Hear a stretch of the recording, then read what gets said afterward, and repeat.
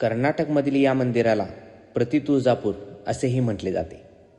नमस्कार मित्रांनो, आज आपण जाणून घेणार आहोत निप्पाणीपासून अवघ्या 12 किलोमीटर अंतरावर असलेल्या ममदापूरच्या अंबाबाई मंदिराबद्दल. या मंदिराची स्थापना 1685 साली निप्पाणीचे संस्थानिक सिद्धोजीराजे देसाई यांनी केली होती.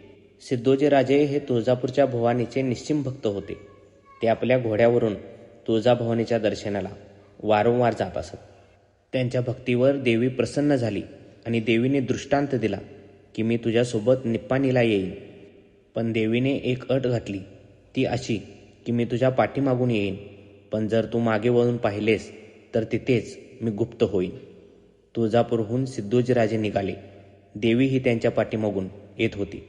बरीच गावे ओलांडत ममदापूरच्या ओढ्याजवळ आल्यानंतर सिद्धोजीराजेने खरंच देवी आपल्यासोबत आले आहे का याची खात्री करण्यासाठी आपली मान वळवली आणि तिथेच देवीची स्वयंभू मूर्ती तयार झाली.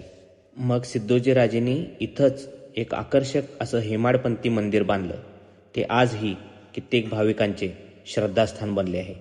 तर कधी या भागात आलात तर या मंदिराला आवर्जून भेट द्या आणि ही माहिती आवडल्यास जास्तीत जास्त लोकांपर्यंत शेअर करा आणि अशाच नवनवीन व्हिडिओंसाठी आमच्या चॅनेलसोबत जोडून राहा. धन्यवाद.